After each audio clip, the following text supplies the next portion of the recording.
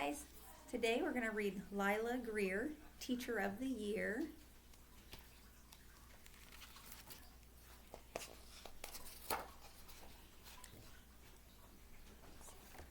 In a big windy city in a small bungalow lived a father, 5 children, 3 cats and 1 crow.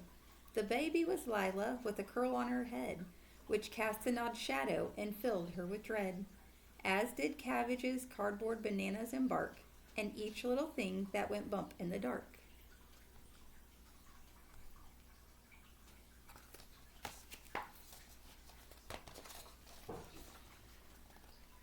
When Lila turned 3, she had such a great thought. She twisted her wild, wiggly curl in a knot, and to the relief of all the Greers, she slept through the night for the first time in years.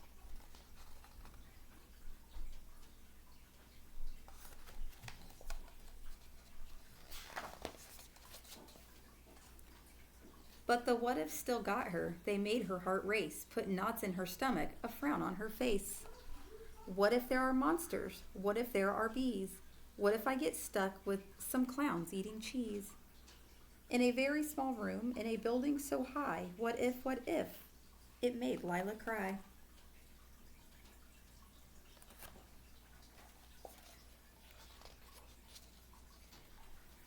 Lila felt calmer in places she knew, with the people she loved and who loved Lila too.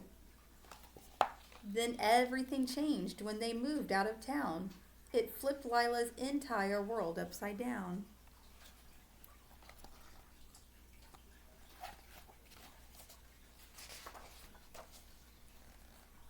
The what-ifs took over as she started grade 2, in a new town, a new school, with a new teacher too. What if I mess up? What if it goes wrong? What if they don't like me and we don't get along? The teacher was tall and a little bit stern. "Hello," she said softly. "My name is Miss Kern. It's so good to meet you. I'm so glad you're here. Let's make this a wonderfully wonderful year."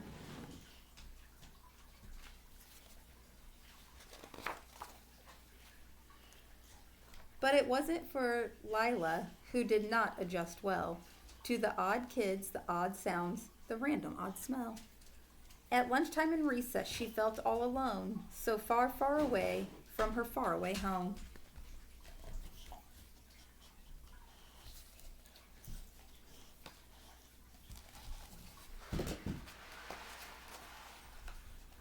Then one day Miss Kern had a favor to ask. "Lila, my dear, could you help with a task?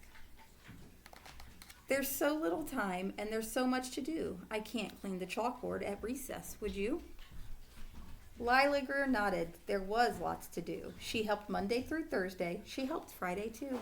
She stood on a chair and erased all the chalk. Miss Kern graded papers. Together they talked of things that were old and things that were new, of nothing important and everything too.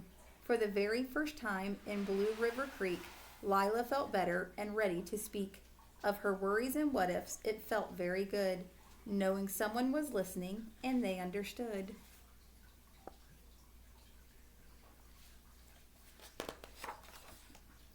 Sometimes it seemed that the work would expand and a classmate or two would come lend a hand. A kid with a kitten, a kid with a curl, a zoo-loving boy, a bird-loving girl.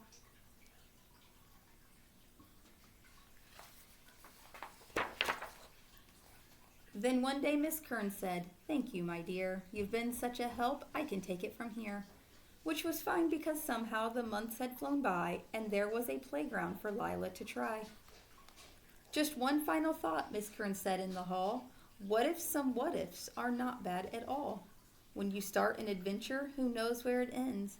What if you learn something? What if you find friends?"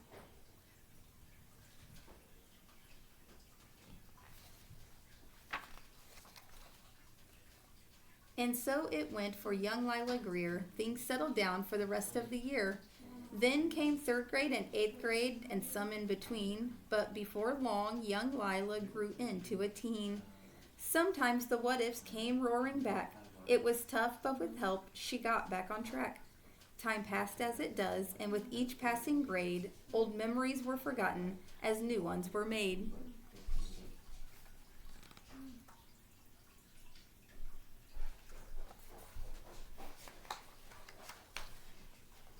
She worked hard and studied year after year and was finally ready to start her career.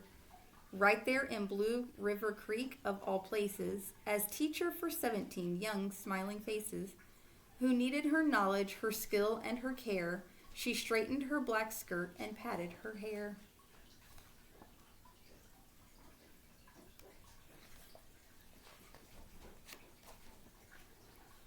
But the what ifs got to her as she looked in the door, and feelings came back from so long, long before. Lila Greer froze in a bad deja vu from her earliest moments of life in grade 2. What if I mess up? What if it goes wrong? What if they don't like me and we don't get along? Of course, she was new and had so much to learn, so she tried to think back to her teacher, Miss Kern, who was something or other and a little bit tall, though what the word was, Lila could not recall.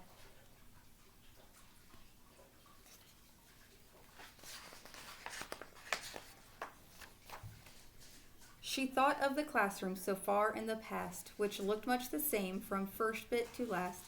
Benches, a chalkboard, some desks, and whatnot. One green eraser in the very same spot.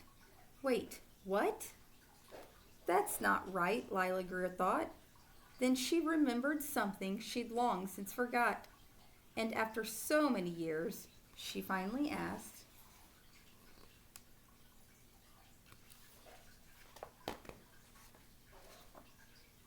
how many erasers did we need for that task? And she knew in that moment what her teacher had done.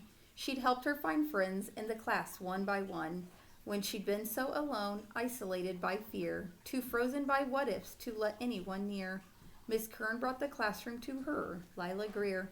It made all the difference to that lonely young girl with her worries and what ifs and her wild wiggly curl, who was far, far away from her faraway home, but thanks to Miss Kern, she wasn't alone.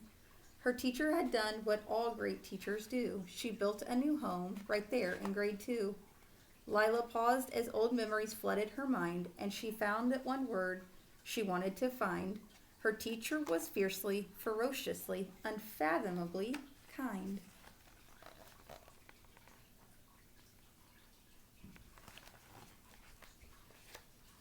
And she remembered this stepping in from the hall. What if some what ifs are not bad at all? When you start an adventure, who knows where it ends? What if you learn something? What if you find friends? She looked at her kids, and the fear left her heart. Like her teacher before her, she knew where to start. Hello, she said softly. I'm Miss Lila Greer. It's so good to meet you. I'm so glad you're here. Let's make this a wonderfully wonderful year.